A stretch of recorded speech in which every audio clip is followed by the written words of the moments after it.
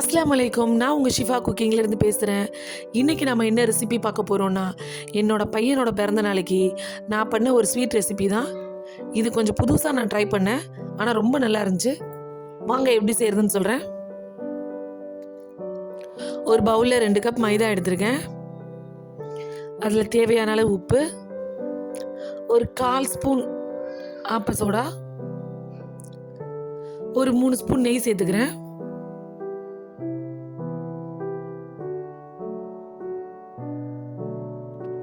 இப்போ இது எல்லாத்தையும் நல்லா மிக்ஸ் பண்ணி விட்டுருங்க.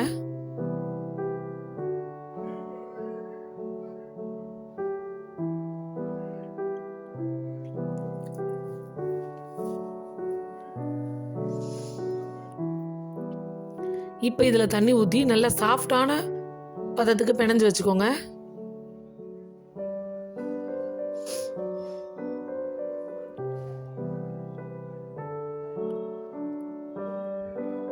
என்னோட சேனலில் நிறையா பேர் சப்ஸ்கிரைப் பண்ணாமே பார்த்துட்ருக்கீங்க. சப்ஸ்கிரைப் பண்ணாதவங்கெல்லாம் கொஞ்சம் சப்ஸ்கிரைப் பண்ணிடுங்க. அப்போ தான் நான் போடுற வீடியோஸ்லாம் உங்களுக்கு நோட்டிஃபிகேஷனில் வரும். இப்போ மாவு ஒரு 1/2 மணி நேரம் ரெஸ்ட் எடுக்கட்டும். இப்போ நம்ம ஸ்டஃபிங்க்கு முதல்ல பாதாமை குட்டி குட்டியாக கட் பண்ணிக்கிறேன்.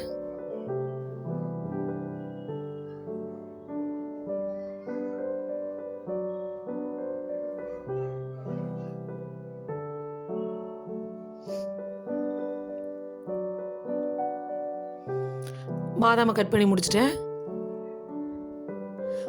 இப்போ முந்திரியும் குட்டி குட்டியாக கட் பண்ணிக்கிறேன்.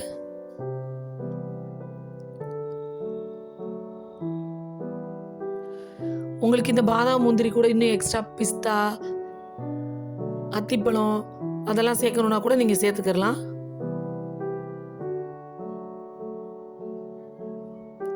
இப்போ நான் பேரிச்சம்பழத்தை கொட்டை எடுத்துட்டு அதையும் குட்டி குட்டியாக கட் பண்ணிக்கிறேன்.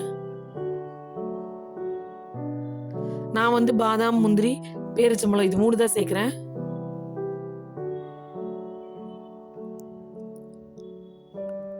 இப்போ ஒரு பவுலில் தேங்காய் பூ துருவி எடுத்திருக்கேன். அது கூட நம்ம கட் பண்ணி வச்சிருக்க நட்ஸ் எல்லாத்தையும் சேர்த்துக்கலாம்.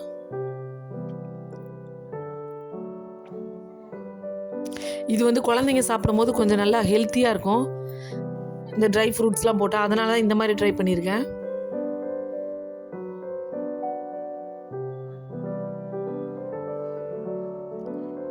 இப்போ எல்லாத்தையும் சேர்த்துட்டு இது கூட 2 ஸ்பூன் நாட்டு சர்க்கரை சேர்த்துக்கிறேன். ஏன்னா அந்த பேரிச்சம்பழத்தில் இருக்க இனிப்பு வந்து நமக்கு பத்தாது. ஸ்பூனில் மிக்ஸ் பண்ணி பார்த்தேன், அது சரியாக வராது. நீங்கள் கை வச்சு மிக்ஸ் பண்ணாதான் கொஞ்சம் வந்து டைட்டாக எல்லாம் சேர்த்து கொஞ்சம் உருண்டை மாதிரி பிடிக்க வரும்.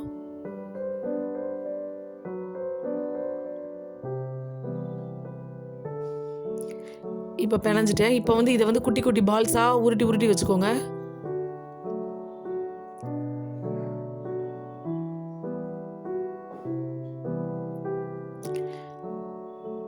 நீங்கள் இதை வந்து இப்படி சாப்பிட்டா கூட ரொம்ப டேஸ்ட்டாக இருக்கும்.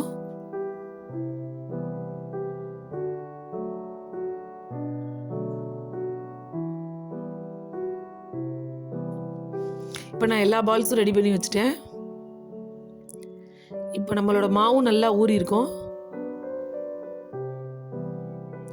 பார்த்தீங்களா, நல்லா சாஃப்டாக ஊறிடுச்சு. இப்போ இதை பிசைஞ்சிட்டு நம்ம பூரியோட உருண்டைங்க மாதிரி குட்டி குட்டி உருண்டைங்களா உருட்டிக்கிறேன்.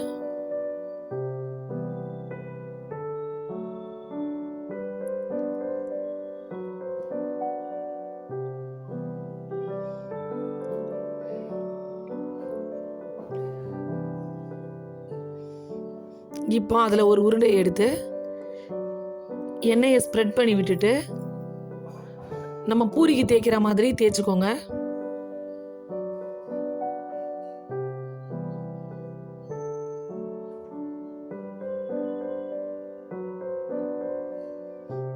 தேய்ச்சிட்டு நான் இன்னொரு பக்கம் எண்ணெய் தேய்ச்சி வச்சேன் இல்லையா, அந்த பக்கத்தில் கொஞ்சம் மாவை தூவி விட்டுட்டு அந்த இடத்துல இதை ஓரமாக எடுத்து வச்சுருங்க. இப்போ இன்னொரு பால் எடுத்து அதே மாதிரி தேய்ச்சிக்கிறேன். தேய்ச்சிட்டு முதல்ல தேய்ச்சி வச்சோம் இல்லையா, அந்த மாவு மேலே எண்ணெயை நல்லா தடவி விட்டுட்டு மேலே ஃபுல்லாக நல்லா மாவு தூவி விட்டுறேன்.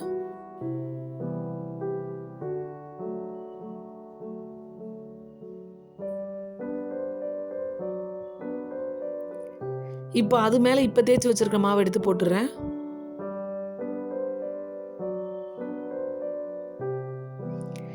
இப்போ அடுத்த உருண்டையும் எடுத்து இழுத்து திரட்டிட்டு மறுபடிக்கும் அது மேலே எண்ணெயை தடவிட்டு மாவை தூவி விட்டுட்டு திரும்ப இந்த இழுத்து வச்சிருக்க மாவை எடுத்து திரும்ப அது மேலேயே போட்டுருங்க.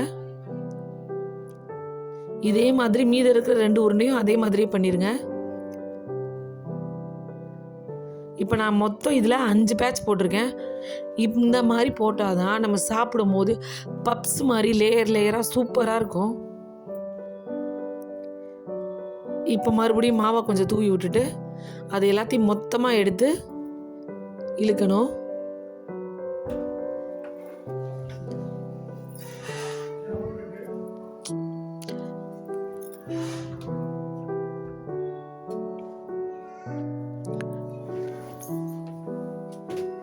பார்த்தீங்களா, ரொம்ப மெல்லிசாவும் இழுத்துறாதீங்க, ஓரளவுக்கு இழுத்தா போதும். இப்போ இந்த சைடில் கொஞ்சம் எக்ஸ்ட்ராவாக இருக்கிறத மட்டும் லைட்டாக கொஞ்சம் ஷேப்பாக எடுத்துக்கிறேன். எடுத்துகிட்டு சென்டரில் கட் பண்ணி குட்டி குட்டியாக ஒரு பாக்ஸ் ஷேப்புக்கு நான் கட் பண்ணி வச்சுக்கிறேன். இப்போ நம்ம உருட்டி வச்சுருக்கோம் இல்லையா, அந்த நட்ஸ் எல்லாம் போட்ட உருண்டை, அதை எடுத்து சென்டரில் எல்லாத்துலேயும் ஒன்று ஒன்று வச்சுருங்க. வச்சுட்டு அதோட 4 பக்கத்துலேயும் இந்த மாதிரி தண்ணியை தடவி விட்டுட்டு முதல்ல ஒரு 2 கார்னர் எடுத்து ஒன்று சேர்த்துட்டு அதுக்கப்புறம் 2 கார்னரையும் எடுத்து ஒன்று சேர்த்துருங்க. மொத்தம் 4 கார்னரையும் ஒன்று சேர்த்துட்டு அதுக்கப்புறம் அந்த சைடு எல்லாத்தையும் இந்த மாதிரி டைட் பண்ணி விட்டுருங்க. அந்த மாதிரி கொஞ்சம் டைட் பண்ணி விட்டுருங்க.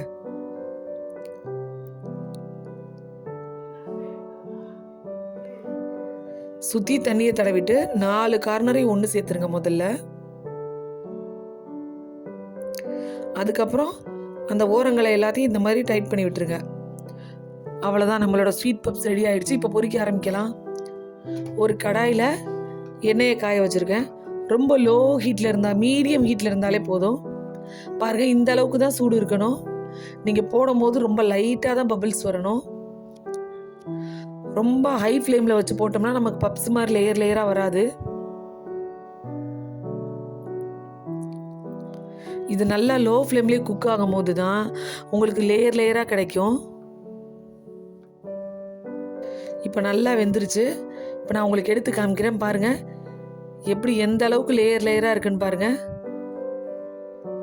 ரொம்ப வெளியே நல்லா கிறிஸ்பியாகவும் உள்ள நல்லா சாஃப்டான பூரணத்தோட ரொம்ப டேஸ்ட்டாக இருந்துச்சு. நீங்களும் உங்கள் வீட்டில் ட்ரை பண்ணி பாருங்கள். ட்ரை பண்ணி பார்த்துட்டு எப்படி இருந்துச்சுங்கிறத கமெண்டில் சொல்லுங்கள். சூப்பர். சப்ஸ்கிரைப் பண்ணுங்க. தேங்க்யூ.